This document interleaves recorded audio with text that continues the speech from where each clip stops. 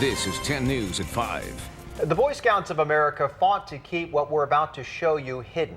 The Scouts call them the confidential files. Their pages are filled with allegations of sexual abuse inside American Scouting. The 10 News I-Team first revealed San Diego's files 2 months ago, and now more digging has uncovered more secrets. Our investigative reporter Mitch Blocker found cases where the Scouts were told about sexual abuse, but didn't report it to authorities.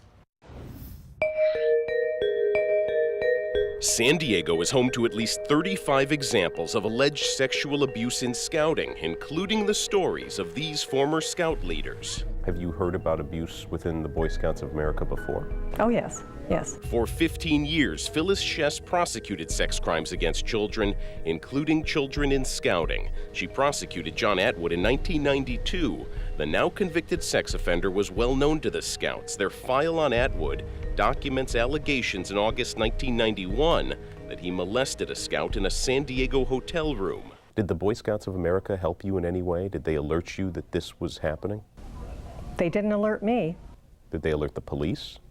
Law enforcement was alerted by a couple of the boys' parents. One nation, under God. Since the Scouts' confidential files from 1971 to 1991 were made public, the Boy Scouts of America have declined our requests for on-camera interviews. But in this video produced by the Scouts, the CEO, Bob Mazuka, talked about why the organization handles abuse allegations the way it does. We have kept these files confidential because we believe victims deserve protection and that confidentiality encourages prompt reporting of questionable behavior. It removes the fear of retribution and ensures victims and their families the privacy that they deserve. The Scout spokesman told us their current policy requires everyone involved in Scouting to report to local authorities any good faith suspicion or belief that any child is or has been physically or sexually abused. But despite the Scout policy and Mazuka's words, some expressed a growing suspicion that protecting Scouting may have been more important than protecting individual Scouts. Certainly there's pressure on Scout executives, as I understand it, to make sure membership levels stay up. And clearly, if an organization is talking openly about the fact that children are being sexually abused within it, that at least initially could have a negative impact on membership levels. Tim Hale is trying to get the Scouts to publicly disclose the files they continue hiding, files dating from 1992 to today. The Santa Barbara lawyer is one of the only people who have seen these more recent files. One of the most disturbing things we've discovered is the fact that for decades now they have been receiving reports of abuse and quite often not reporting them to law enforcement. Were there any pictures that showed his penis? Yes.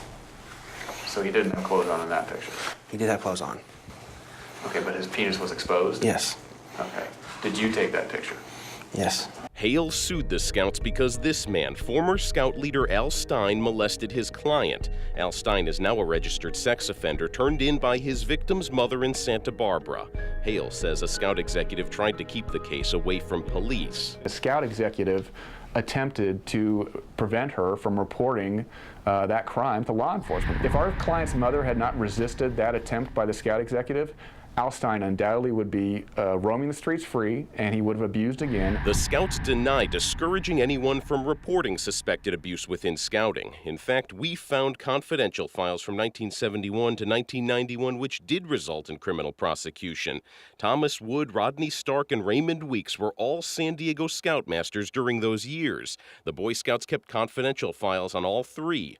All three are now convicted child molesters.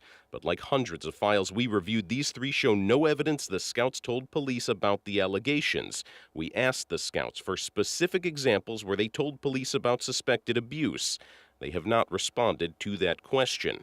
In the YouTube clip, the Scout CEO says his organization believes in holding child abusers accountable. When we believe perpetrators of abuse should be punished to the fullest extent of the law. He reminds us why the files were kept confidential. Confidentiality encourages prompt reporting of questionable behavior. But 4 years ago, former Scout leader and registered sex offender Al Stein testified he never saw the Scouts report any sexual abuse. Have you ever been aware of anyone affiliated with Scouting reporting childhood sexual abuse to any law enforcement agency?